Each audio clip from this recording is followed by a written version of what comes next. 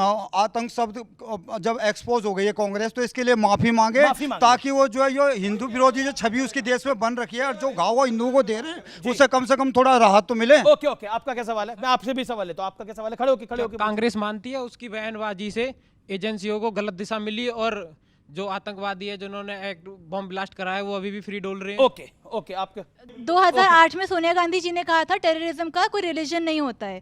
Same चीज 2000 शायद से सुनील कुमार शिंदे जी ने 2013 में बोली है। हाँ, भगवा आतंकवाद का नाम ले लिया गया है। सुधांशु जी बोल रहे हैं हिंदू और मुस्लिम साथ में रह नहीं सकते। आप मार के खत्म कर दीजिए फिर। ओके, सुधांशु जी आपका सवाल है। वो कह रहे हैं कि कांग्रेस ने तो सकते हैं तो मार के खत्म कर। कह रहे हैं कि अगर हिंदू मुसलमान साथ ही नहीं रह सकते, सुना नहीं मैंने क्या बोला? वो कह रहे मार के खत्म करिए। आप यहाँ जैसे ध्यान आपका यहीं था, कहीं और था। हाँ, मैं यहीं पर हूँ। तो मैंने बोला दिसंबर 1887 में सर सैयद नहीं, अगर मार्च हमारी 1888 में सर सैयद अहमद ने बोला।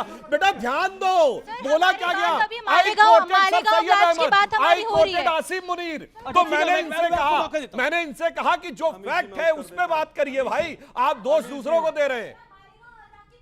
मालेगांव ब्लास्ट की बात अभी हो रही है, आप लेके इसको हिंदू मुस्लिम पे आ जा रहे हैं। आप ये तो लाई नहीं रहे ना, किसने किया, कब किया, कैसे हुआ। हिंदू मुस्लिम हिंदू। वो कह रहे हैं कि बीजेपी हिंदू मुसलमान करिए। जवाब अब मैं बीजेपी हिंदू मुस्लिम बताती हूँ। अच्छा ठीक है, क्या आपका आरएसएस से भी सवाल है? ये कह रहे हैं कि इनको अभी इन्होंने बोला कि मुस्लिम है तो आतंकवाद हो रहा है। ओके ओके ओके ओके, इन्होंने ऐसा नहीं बोला शायद। मैंने क्या कहा? ये सुधांशु जी भाई आपका दिमाग बीजेपी और आरएसएस से सवाल है। एक सेकंड, नहीं अमीश से सवाल है। ओके विवेक आप ऑडियंस है क्या? ऑडियंस का सवाल है ना, उनको जवाब दे रही थी। ओके ओके, जवाब दीजिए। मेरे साथ मैंने ये कहा कि कांग्रेस कहती है कि पाकिस्तान से नहीं आए आतंकवादी, जो देश के मुसलमान हैं वही आतंकवादी है। मैंने कहा देश के मुसलमानों को क्यों बदनाम करते हो? ओके अंसार रज़ा, मैं आपको मौका दे रहा हूं। नहीं, मौका मत दीजिए। हाँ बोलिए। मौका दीजिए आप बीजेपी को। हम लोगों तो खाली आपने स्टैचू बना करके बैठा दिया। क्या बात कर रहे हैं आप? तब से बोल रहे हैं और क्या स्टैचू बना के बैठे हुए हैं? बड़ी बात सुधांशु त्रिवेदी जी ने कही कि आसिम मुनीर ने ये कहा कि टू नेशन थ्योरी, मुसलमान एक साथ है ना। अभी इन्होंने कहा ना उसी आलोक जी एक मिनट, ये तो आप ही की तरफ है, इनको तो बोलने दीजिए। मैं अपने मुल्क की तरफ हूं, मेरी बात सुन लीजिए।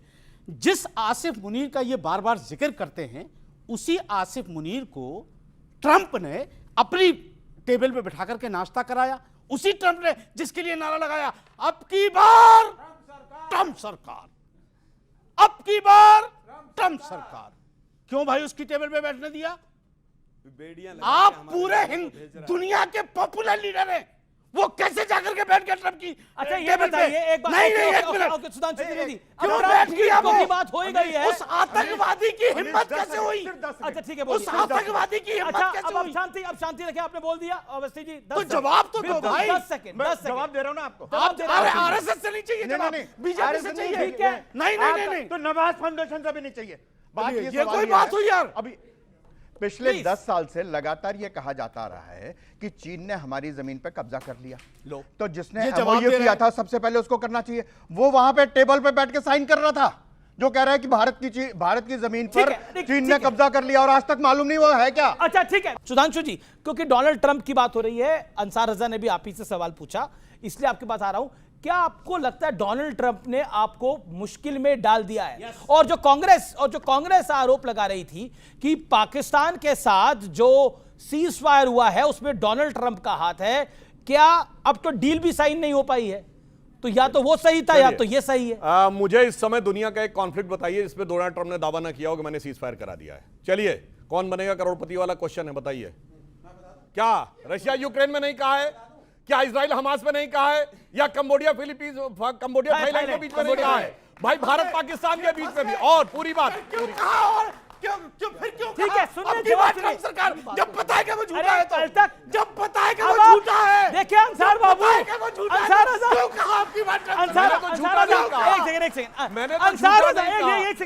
अंसार रज़ा कल तक इस्लामिक मामलों के जानकार थे, पॉलिटिकल मामलों के जानकार थे, अब इकोनॉमिक और इंटरनेशनल मामलों के भी जानकार हो गए हैं। अरे सर, मैं आरएसएस की किताबें थोड़ी पढ़ता हूं, मैं दुनिया की किताबें पढ़ता हूं, मुझे सारी नॉलेज है। अरे अब आप चिल्लाइए मत, अच्छा नहीं चिल्ला रहे सर, इत्मीनान और सुनिए, और सुनिए, और जो मौलाना साहब का इल्जाम है ये सर, तो इल्जाम इल्जाम नहीं, कितना सर। हसीन है सर इल्जाम कि नहीं, वो सर। ये आपके ऊपर क्या इल्जाम, मेरे भाई हैं आप सर अपने अरे ने कैसी टर्न बात पे करते बोलिए। हैं अपने सर? ने टर्न पे दूसरी सुनिए, ये कह रहे हैं कि मोदी जी ने जाकर वहां पर ट्रंप की सरकार बनवा दी।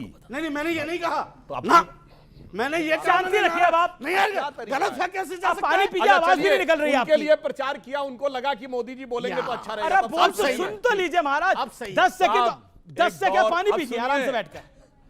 आज ये कह रहे हैं कि हम अमेरिका में सरकार बनवा सकते हैं। इतनी ताकत किसी की रही है अगर इनका इल्जाम सही माना जाए। और पूछ कौन रहा है? वो राहुल गांधी जिन्होंने 6 मार्च 2023 को लंदन में खड़े होकर कहा why the defenders of democracy America and Europe are silent. America और यूरोप भारत पे हस्तक्षेप क्यों नहीं कर रहे?